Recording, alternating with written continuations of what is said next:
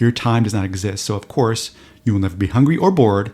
And although you can never get out, you will be here for no time at all. So you could just hang out with her there, with her and her flute. And it's like a beautiful hot cross place. buns. Hot cross buns. You'd be like, do you know any other songs? She's like, yes. 3 blind mice. 3 blind mice. Oh, God.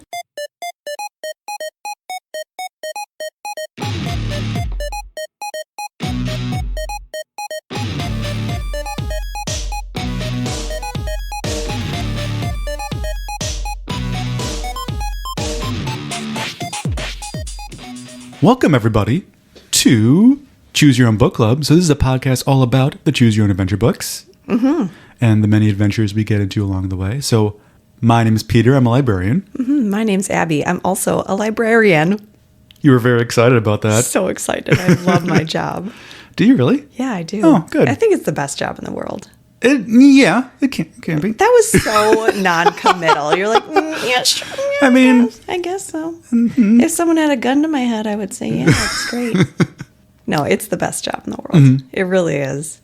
I tell kids all the time that their teachers are like their parents, you know, and they have to like be strict and make sure that the kids are, you know, like doing what they have to and right. stuff. But librarians are like the grandparents. Or like the fun uncles. Yes, exactly. Where it's just like know?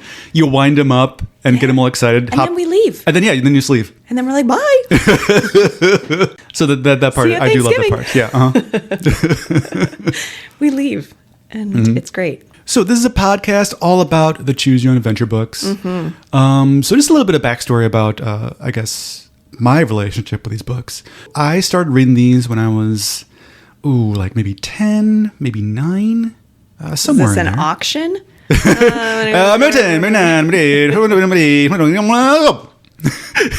Seven for the win.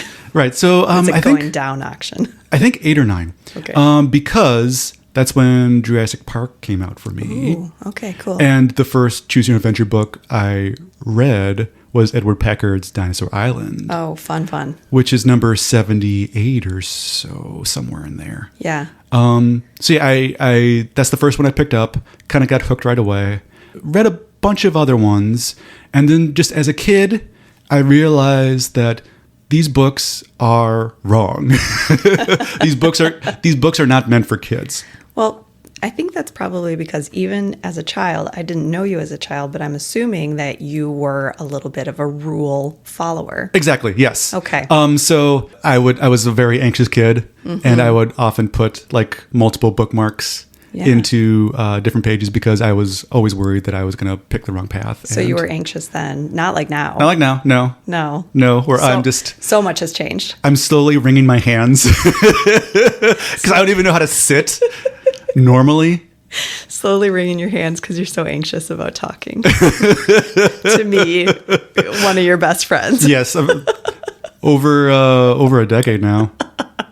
That's normal, right? That's so normal. I think that's a very normal reaction to talking to someone who is one of your very best friends for over 10 years of your life, for sure. I don't think we've ever explained that on the podcast. So, Okay. how we met. I was a librarian at a previous library, and then we were at a meeting, and it's usually a lot of ladies at this meeting. So I kind of sat off by myself, and then I remember you came in late. Yeah. And you said, I'm always late for everything all the time. And, as Peter said, lots of sisters, not a lot of misters in the meetings. There's not usually then Peter was always sitting by himself too. Yes. I still do. Yeah. You sat right by me, and then you proceeded to like make fun of everybody there. Kind of quietly, but not too quietly. Yeah. So that was definitely to Peter though, because he was also like under his breath, just like making like sounds like that when people would say stuff. And you were. oh, okay. You We're doing were this. my first library friend, and yeah. Well, as you'll find out as you listen to our podcast, Peter does not like to talk to people. Anytime there's a choice in the books where you have a choice between like going back into something, like going back into the building versus talking to someone, Peter will choose to never talk to a person. Exactly. So it's not that uncommon for him to have never talked to a person, even though he'd been working in libraries for a while. And for me to have been the extrovert, to been like, okay, this nerd in a leather jacket's going to be my friend now. Here we go. So what's your relationship with this book series? Well, I was a very voracious reader as a kid, and I basically read through everything at my very small town library. And so this was just one series in a mini series that I just knocked down. And it was really just kind of a conquering of every book in the library. And my librarian, Miss Nancy, was like, all right, read this series and then this series and this series. Right. And she was just always constantly being like, hey, these ones are new. Do you want to read these? How about these ones? How about these ones? I read them just the same way that I read everything else in life. All right. As a triumph. Achievements unlocked. Yes. Was there a particular one from when you were a kiddo that stuck out, or? We will get to it when we get to it. But when we get to Inside UFO 5440, is that the title of it? That's the one that I was like, wow, I feel cheated and wrong. Because books, to me, finishing them was like an achievement. And that is one where you can't really win it. You can't win that book. It stuck out in my brain as one where I was like, I have to cheat. I have to cheat to beat this book. Because these are all game books, that's like the entire premise of them. So it's like, that's a game where you have to cheat to win. And I never wanted to cheat to win stuff. Well, that's true, too, because like you can cheat at games, but it's hard to cheat in a book because Well, cheating would be like skipping to the end and reading the last page. And I'm not doing that. Exactly. I don't want to read the ending before I've read everything. That's terrible. You have to commit or not, I was the kid who would just commit, I didn't leave fingers and stuff in. I don't know. It just felt like being wrong. Oh. It's like peeling string cheese versus just biting into it. That's true, too.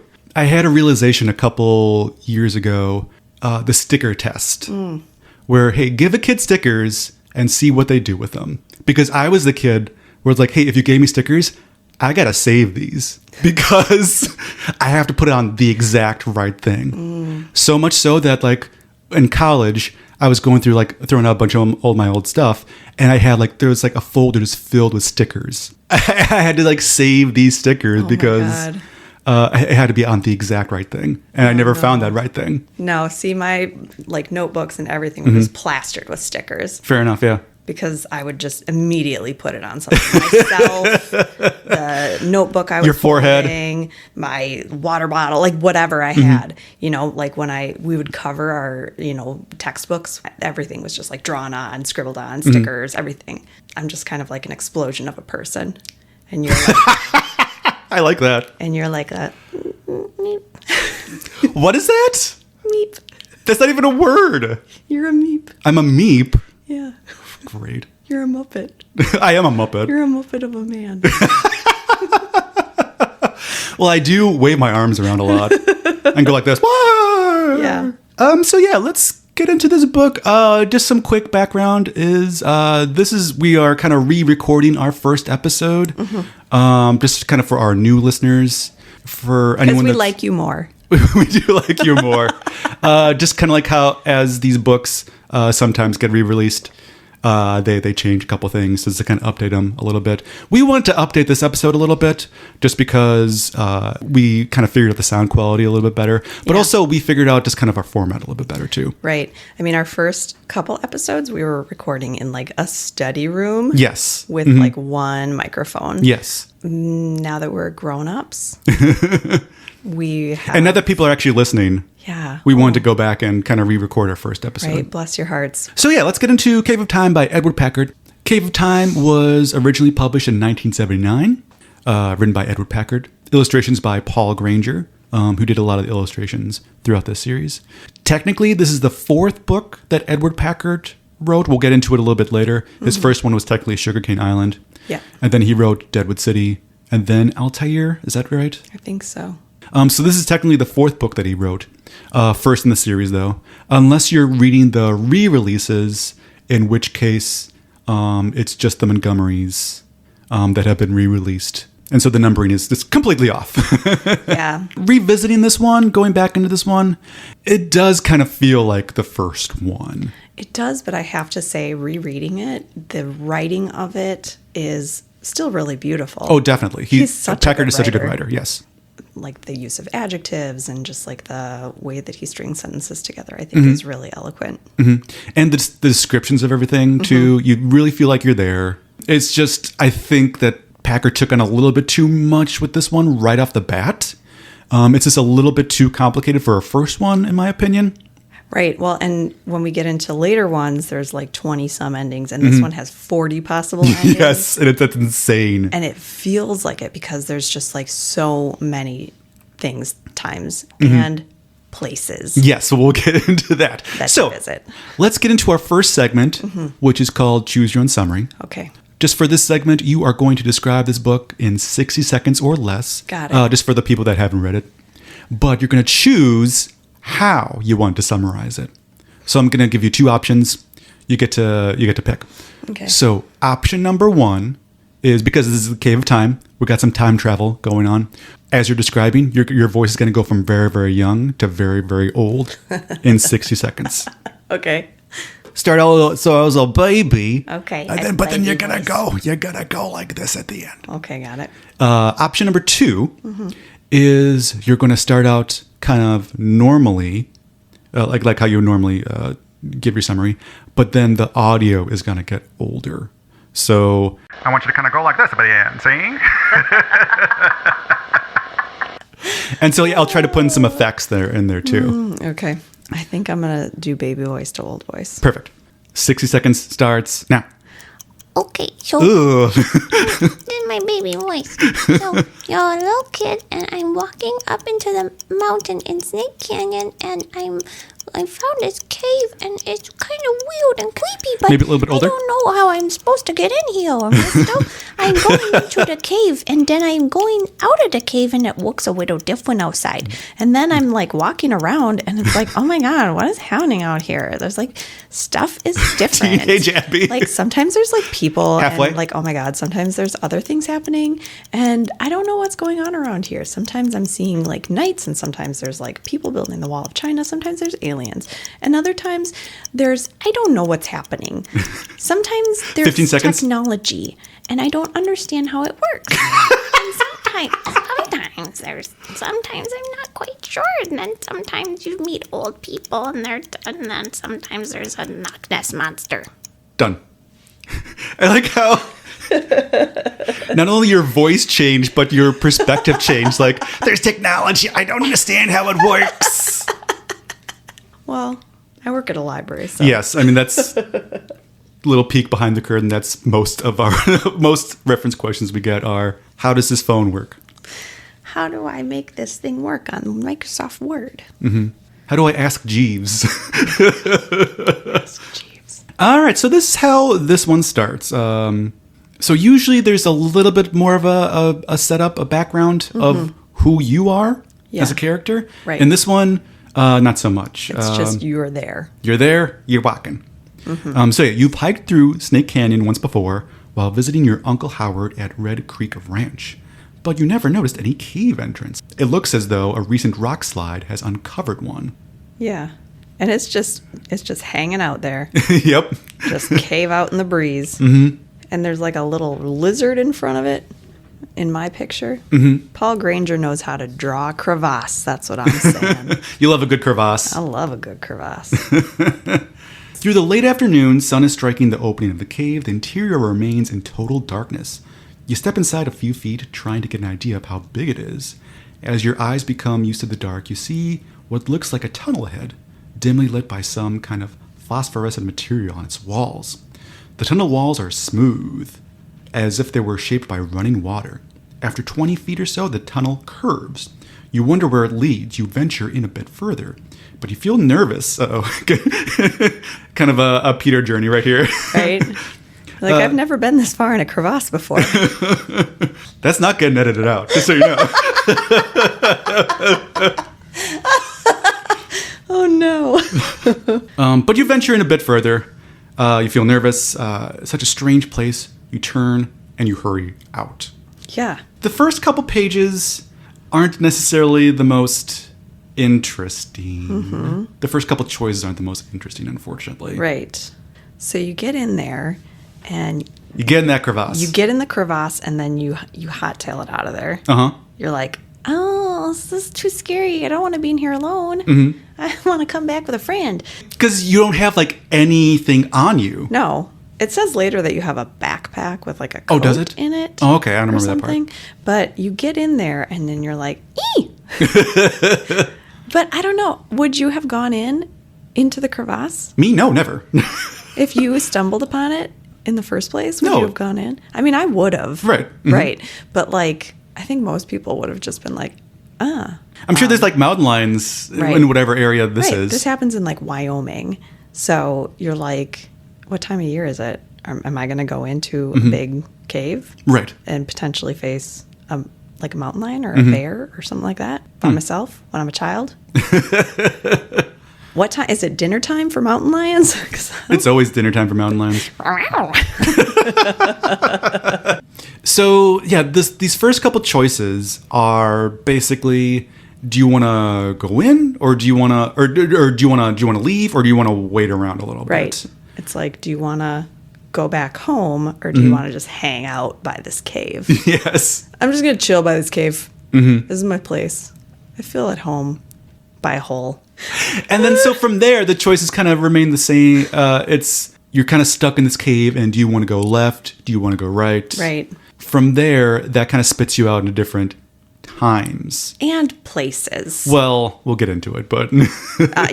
We will get into it because it makes me very, very angry. But there's no real, like, it doesn't spell out how the Cave of Time works at all. No. And it also, like, it depends on where you go and when you go there. Because, like, if you decide to wait, you seek shelter or whatever, whichever one you decide, it doesn't matter which one you decide. Because either way, it's the next page that you get onto. It's like, hey, should you try to get back into the Cave of Time? And I'm like, how do I know it's a Cave of Time? Yes. How do I know it's a Cave of Time at this point? All I know is that there was a big hole in a rock and I was sitting by it. And then all of a sudden I'm here in this weird other place and time. And now I know all of a sudden it's a Cave of Time. Like, how did I name it that? Yeah, how do you have that knowledge all of a sudden? That is weird too, because other people, as you go on through the book, other people refer to it as the Cave of Time. Yeah. So, yeah, that is a good point. But your bigger point is that it's not just a Cave of Time. No, it's a Cave of Time and space. Because if it was just a Cave of Time, you would be transported in time, but you would still be in the same spot. You would still be in Wyoming. But this Cave of Time takes you to, like, medieval England. Yes. It takes you to feudal China. It takes you to Hawaii at one point. It takes you all over the globe. And I'm like, that's not just a Cave of Time then. It's a Cave of Time and space. And then we need to call this book a totally different thing. Right. That's different. It's not just a time machine. It's a time and space machine. It's the DeLorean. Yeah, the DeLorean is just time. No, because it moves you also in different areas. Well, because it's a car. Because it's a car, Abby. I know it can drive, it can go, but... And I mean, even though this is a cave system, like you're walking, you can't walk that fast. You can't walk that fast. You can't walk as fast as a car. What if you had some moon shoes on? You don't. It's Specifically says. It's 1979. You don't. I can see in the illustrations you're just wearing normal black shoes. No moon shoes. The moon shoes aren't invented yet. You're not even wearing roller skates. So, what was your first run through then? My first run through was I end up in London. Okay. And there's this, I end up falling out of the rocks into a pond, and this big knight on a horse finds me, and he's like, ho, ho, ho, you're looking as clean as a pig. And I'm like, what a stupid thing to say to me. What a stupid thing to say to me. How rude. And he's like, do you want to come see the king? And I'm like, I guess so. Sure. Got nothing else going on. Sure. So it's like you can do that, or you can go to see the cave, like try to look for the Cave of Time again. And that's when it's like, that's when the first mention of like, oh, should you try to find your way back to the Cave of Time? And I'm like, thanks for spoiling the surprise. It's in the title, Abby. Like, I don't know what you're... So I was like, yeah, sure. Show me the castle. So you get to the castle, and the king's like, what's your deal? Hey, weirdo. And you're like, this is my story. I was like in Wyoming, and now I'm here. Yes. And the king is like, does anyone else believe that? And everyone's like, no, absolutely not. So you can either like double down on that story, Yeah. or you can try to like make up like a more believable story, right? Right. And regardless of what you do, if you make up a more believable story or not, either way, you have to turn to the same page. Turn to page 11. Oh, really? Okay. Yeah. So I decided I'm just going to double down on it. And everyone was like, we don't like that answer. And so they throw you in the Tower of London. So you are up in the tower, and then it's like, what are you going to do? Are you going to jump or not? Yes. There's like water below you. So I'm like, all right, I'm going to jump. You swim out, you get to the edge of the thing, and there's like a fisherman boy. And he's like, oh, hey, if you walk up that hill, like there's some fisher people over there, and there's like Loch Ness over there, and my fisher people village will take care of you. Yes. And I'm like, oh, This is one of my favorite endings. Yeah. If you go that route. I'm like, all right, cool, I'll do that. So I go, and I'm like over there, and I'm like enjoying my life as a fisher person. It's like, you accept the offer, for you can hardly expect a better life at this point. And soon you begin to enjoy rowing out in the early morning mists and spreading your nets with your neighboring fishermen. And I'm like, that sounds so lovely. Like, I'm really happy with this life. And then all of a sudden I'm out there, and this giant Loch Ness Monster head rears up in the water. And it's like, oh my God, he like ruins a boat. Rude. And everyone's like, he was gone for a long time in the Cave of Time, and then he came back. Yeah, so they are aware of the Cave of Time. Yeah. So the Cave of Time has multiple entrances. Yeah. The Loch Ness Monster will like disappear and hang out in the Cave of Time, which is underwater, and then just like return whenever it feels like it. So you're like, this is my chance. I can go find the Cave of Time under the water, and then I can get back to my own time. Right. Or you can kind of take a more passive choice and be like, I'm just going to stick around here. Yeah, that's the wrong choice. Yes, because that's a Peter choice. If you do that choice, you get punished. You get punished bad, because it's like, I'm just going to enjoy my beautiful life here. And when you do that, it's like one morning you're rowing out with your nets and enjoying the beautiful sunrise, and all of a sudden something bumps the bottom of your boat, and you tip out the other end and right into the jaws of the monster. Take that, kid. It eats you in one gulp, and everyone's like, oh, guess the monster's back. Ooh, that's going to leave a mark. Ahoy. Here's the detail right before the end. So you're acclimating to this new life. You find it tolerable. No, not very interesting life. You particularly like rowing out in your skiff, like you said. But then, yeah, you're hurled over the boat in the jaws of the monster. So I do try. I like go and dive down at Beatty's Point like multiple times until I find the cavern underwater. That's a good detail too. That you have to do like multiple times. Right. It's good, because it's not like, oh, first try, I got it. Exactly. Woo-hoo. Yeah. So you go until you find it, and then when you go under, there's like you swim under the cave, and there's an underwater lake. In there, you don't see the monster, but there are several eggs. Yes. And you're like, ooh, I'm going to find one of these big old eggs, and you grab it. They're like the a size football. of footballs. Yeah. So you like tuck it under your arm, and you Put your just, hand like, out. Heisman it towards one of the entrances into the Cave of Time. Then you start feeling dizzy. You fall unconscious to the ground, and you're holding this big old egg. And then when you wake up, you're like hit by this beautiful fresh breeze, and you're in Snake Canyon. You still got the egg, and you're like, yes. Then you see your uncle. What's his Uncle face? Howard? Uncle Yeah. Howard. And he comes up, and he's like, hey. So you tell him. Just like that. He's Italian. Yeah, he's like, hey, Hey. you made it back from wherever you were. So you tell him what happened to you, and no one believes you. But they're like, whoa, what's with your giant egg, man? So you can like call an anthropologist, Yes. a paleontologist, So right? you can call for scientific advice, Yes. or you can crack the egg open. which I didn't want to do. I was like, there's probably a baby in there. So I called for scientific advice, which is the better answer. If you don't call, if you decide to crack it open, then your uncle starts believing you. And then he's like, let's go for a movie. But first he's like, let's call a doctor. Right. And then you guys call a doctor and he's like, I'll come on Saturday to pick it up. Wink. Wink. And then you go for a movie on Friday night. You come back. The house has been broken into. The egg's gone. Yes. The best option is to call the nearby university right away. Dr. Henry Carn, who's a specialist in large reptiles, comes and he takes the egg and he brings it to be incubated at the university. And he said it could take a while to hatch, but every day you're like waiting for the phone call. And that's how it ends. So that was my first run through. That was a good one. It was pretty fun, yeah. So you saw two different timelines with the castle and then the egg. Dinosaur, prehistoric. Yeah. I counted at least like 10 different time periods you can go into through this entire book. Yeah, I didn't count them out, but I went to a bunch of them. Yes. Because there's the castle medieval. There's the dinosaur. Yep. There's caveman prehistory. Yep. There's like a printing press / candle apprentice you can be. Oh, yeah, that one's fun. There's Lincoln. Yeah, Lincoln. That's a great one. That actually is a good one. There is... Titanic, yes. There's Great Wall of China. There's the Great Crunch, too, where you witness the end of the universe. Yep. So I guess that's technically a time period. I think there's at least 2 different other future ones. There's one future one with a weird giant bug.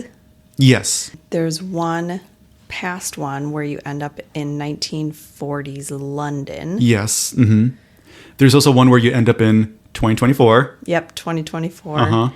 Gosh, there was the one in Hawaii that I ended up in. I don't know if I got that one. I couldn't figure out if it was the past or the future, though. Oh, okay. There's also a part in the book where there's like a man in the Cave of Time, like a philosopher, and he's kind of controlling the Cave of Time. Yeah. Do we want to talk about that really quick? Sure. That's during one of the times where it's like you're going in or out, turning left or right, kind of towards the beginning. So the man is a philosopher, and he says, when asked to choose a time, instead, I chose timelessness so that, although nothing would ever happen in my life, I would have all the time in the world to think about it.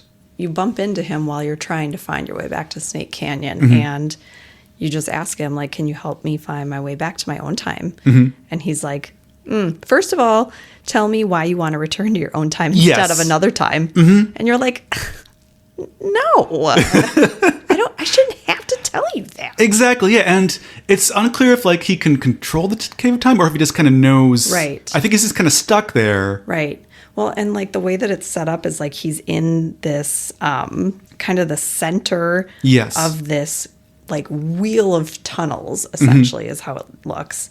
And he gives you this question, and your options are like, because I want to be back with my family and friends, because I don't want to take a chance of being in a bad time. Or you could say, I would like to try another time, but only if you can assure me that I will eventually get back to my own time. Yes, and I love that choice too, because again, it's somewhat of a passive choice. Yeah. But if you take that choice, it's the best because dude's like, okay. And then so he spits you out into like a 1940s London. Yeah, and you die. And yeah, you die from like a blitzkrieg. Yeah, you die immediately. Yes. And you're like yelling for him to, no, take me back. And then he can't. You ran out of time. Because like he's like, well, I can put you in there, but there's no way for me to know how much time you have left.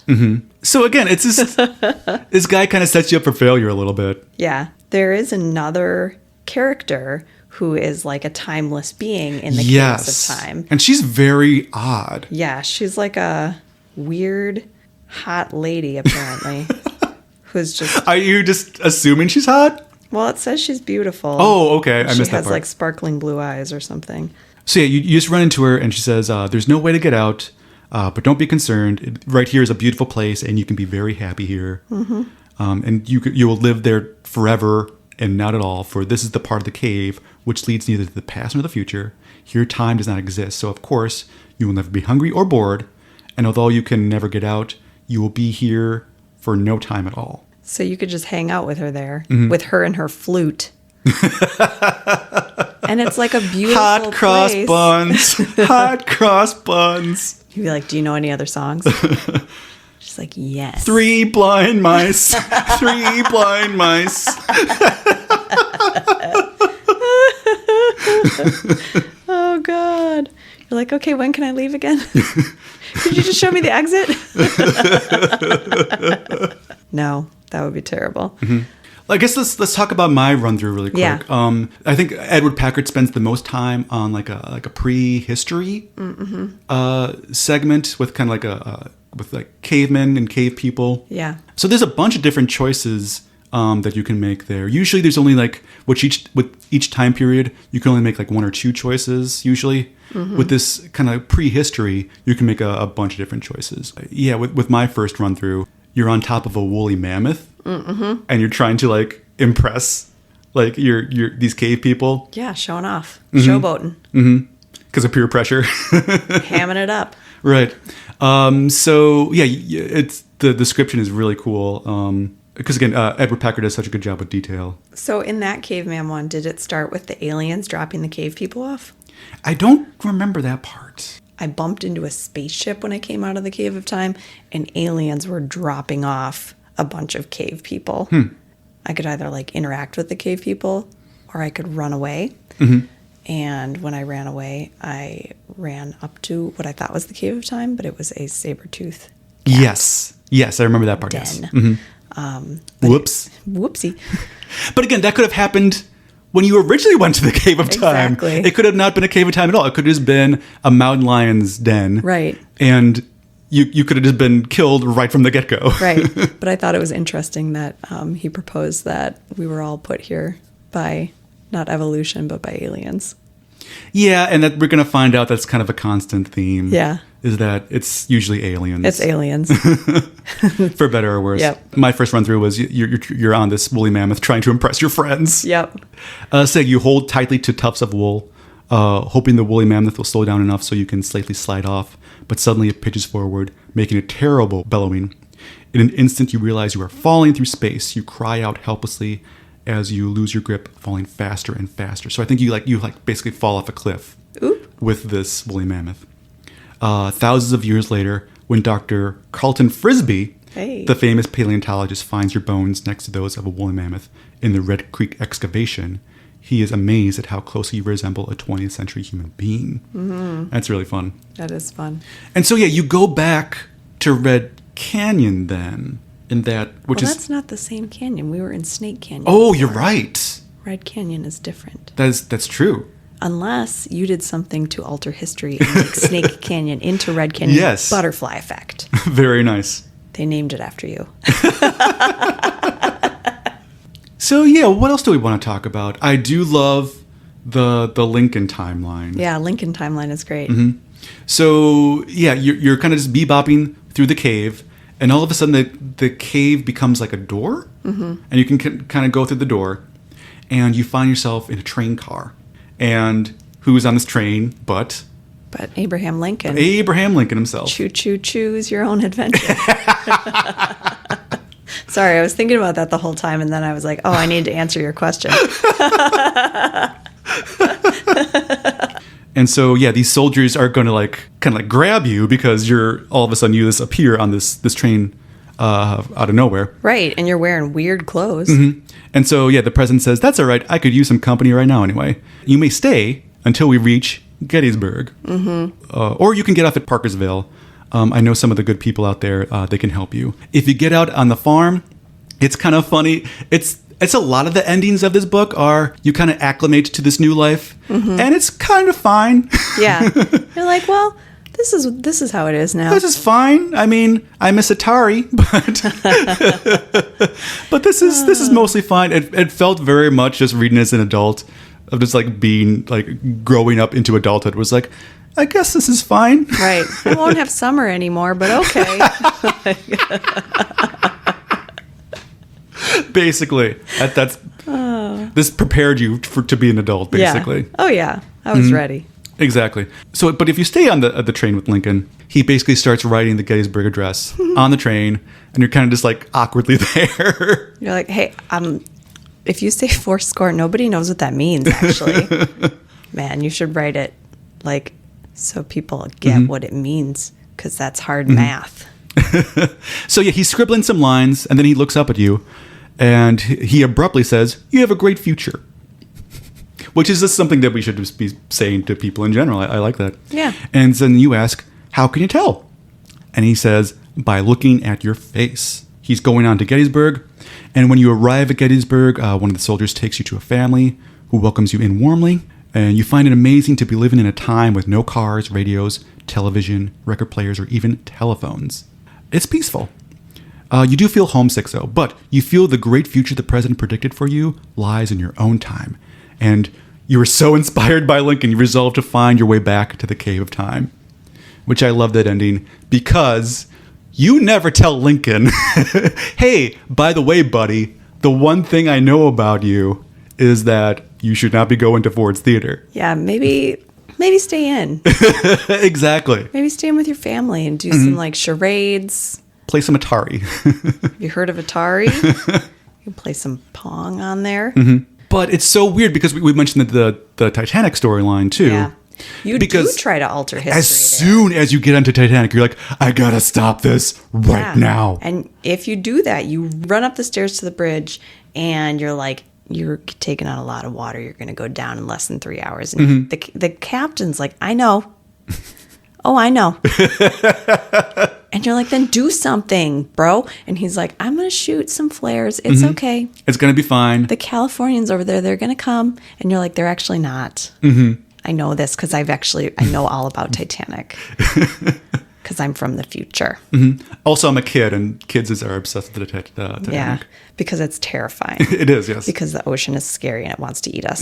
So, but he still does nothing. Yes. And he's like, "How about you just go down to the lifeboats, bud?" But it's just such an interesting contrast. Yeah. That as soon as you get on Titanic and you realize it, you're instantly like, Is it the trolley problem though? "Oh, I don't know." You know, because it's like on the Titanic, you're like, I got to save like 1,500 people, essentially.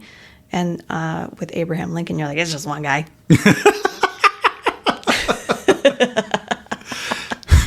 Probably the most important American that ever lived, but, It's just one guy.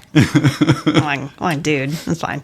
Well, I guess let's finish up with the Louisa storyline. Yeah, Louisa. So yeah, while you're bebopping through different timelines, I mean, a lot of the storylines are interesting. They're just not really developed because they just can't be, because there's so many timelines. There's too many endings, and this book is only 115 pages. Yeah. So It's so much to jam in. yes. So Edward Packard does really good with the imagery and details to make you feel like you're really there, but nothing's developed because it just can't be. No, it's like most of the storylines wrap up within like 3 or 4 flips. Right. So when you run into another person in the Cave of Time who's not a timeless Time Lord person, Yes. or a lady with a flute, Flute lady. It's Louisa. it's Louisa, who's another person your age. She's a young girl from the future. She says she's from, I think she said 2022, which was wild because I was like, this is our times. She does not mention COVID, which was funny. She also is looking to find her way back to the Cave of Time to get to her own time again. And so you're like, I can help you find your time. And I'm like, how can you? You can't even find your own time. I'm talking to myself when I say you. But I'm like, I'm acting like I'm some kind of expert who's going to be able to help Louisa, which is silly because I can't find where I'm from. I can't find Snake Canyon. So anyway, I'm trying to help Louisa find her way out. And in the meantime, I'm chatting her up. Yes. So she says, she's from the year 2022. Great year. Yeah. And you're like, oh, what's different? Everybody's still wearing jeans? So you say, well, people are still wearing blue jeans. And so she says, they've come back into style lately. Yeah. And so she says, this is the best part. I think the best thing since the 1970s is now we have bicycle trails since 1997. So there's no new roads to be built. There's only bike trails. And now there are as many miles of bike trails as there are for roads for cars. Which is a bummer. There's like hostels and for bikers, and that the rates there are so cheap because everything is paid for with taxes on the roads. For the few cars that there are. For the few cars that there are. And that there's like less pollution and stuff. There's less pollution and there's lots of bike trails. Just all through all the... And she said they're not even next to the roads. They're like through the forests and alongside streams and stuff. It's okay. It's okay, you guys. But then anyway, you and Louisa fall through into this stupid, stupid hole. You end up falling into a stupid field right next to this big sign that says Cadillac car of the year every year. Louisa's like, what's a Cadillac? And you're like, oh, honey, I'm so sorry. Yeah, it's kind of a dismal end, at least for her. Like, for you, it's probably fine. You're probably... I'm like, oh, we're back in my time. Exactly, probably. Yeah. Uh-huh. And Louisa's like, no, this is so much worse. Yeah, it's very like Twilight Zone ending, at least for her. And then in one of the other endings, you end up like in the Dying Star one. Like, oh my gosh, I'm sorry, Louisa. Everything's worse than where you are. So she's from like, I don't know, is she from like the same timeline as you though? Or is she from an alternate That's an interesting question. America? Yeah. You know? Mm-hmm. It's not our America. But that's great because now you can just drive everywhere. I drove to your place to record this. You could have bicycled. Oh, that's way too much work. You don't live that far, though. You could bicycle here. I want to do that. You bicycle to me. You get a studio in the basement of your house, unnamed house. Well, do we want to get to favorite endings? Oh, I know we covered a bunch. I like the... so many. I do like the Loch Ness Monster ending where it's you make the passive choice and you end up dying anyway. My favorite ending is when you run into that spaceship that's dropping the prehistoric people. You can either like wait and hide and then interact with the people, or you can try to go into the spaceship. And I thought, oh man, I'm going to try to go into the spaceship and see what happens. So you go into the spaceship and you end up in this like spaceship room and you're in there for a minute. And then all of a sudden you like get really sleepy and you pass out. And you wake up thinking like, oh man, I'm traveling through space. This is so cool. And you wake up and you're back in Snake Canyon. And then you're like, wait, is the alien spaceship part of the cave of time and space? It's just like, it's such a mind trip. So it was I don't think he gave that much thought to it. I don't either, but maybe he did. We can ask him. So yeah, just rereading through this one, I had a really interesting ending where you end up in the future. Your hosts give you a fine bedroom with large windows overlooking the park on one side. On another wall is a beautiful painting of the California seacoast. When you push a button, the painting folds up to the ceiling, revealing a large screen.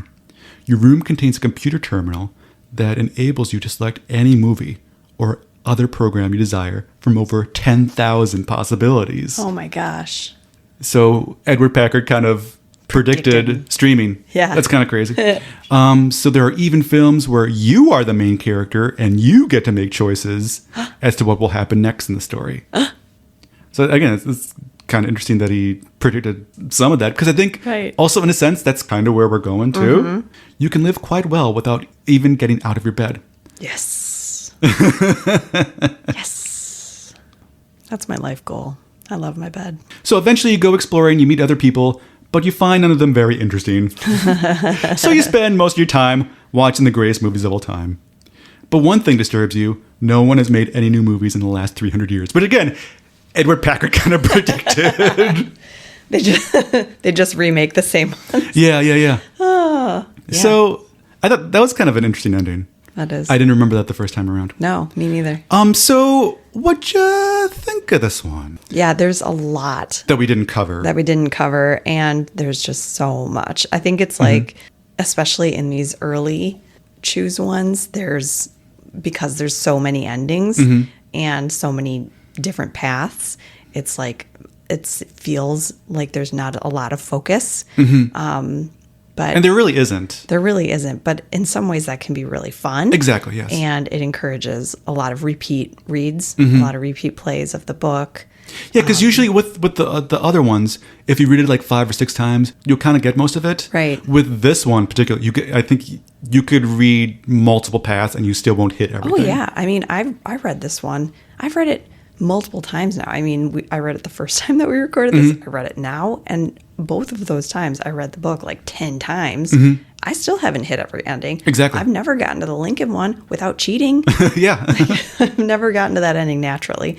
It's still really fun to read multiple times, to think like, man, how could I ever get to that? Whereas some of the other later books, it's like, oh, I've read it once or twice and I know the entire mystery or whatever, and I don't really feel like I need to read it again. Exactly, yeah. Books like this one are kind of fun in that way because you feel like you could just keep reading it kind of forever and keep finding new details. Definitely. Kind of like that ending I was just describing right now. Yeah. With all the movies.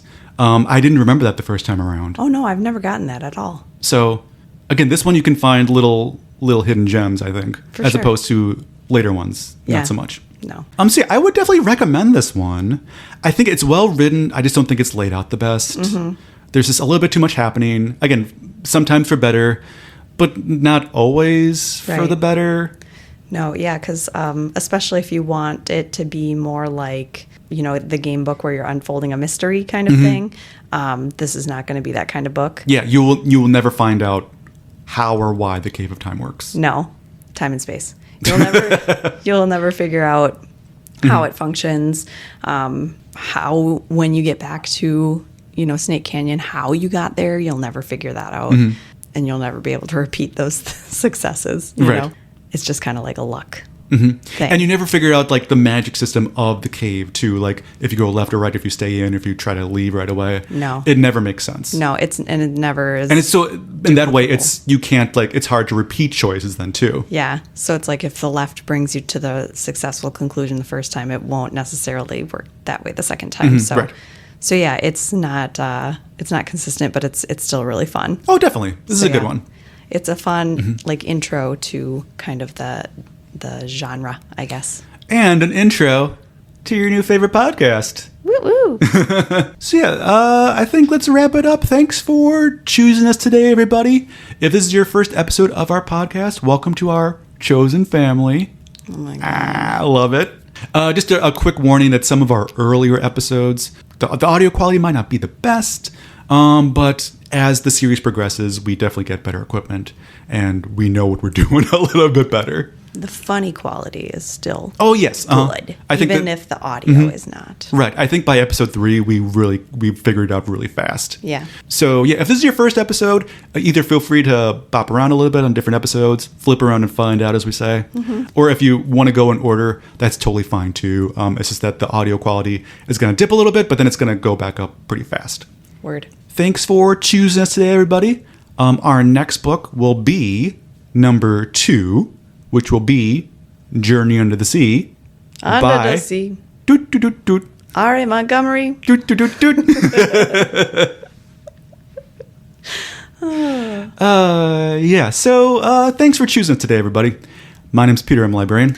My name's Abby. I'm also a librarian. This has been Choose Your Own Book Club. Stinkin' Lincoln. Okay, do you think anyone ever called him that to be a bully? Because if they didn't, now's the time.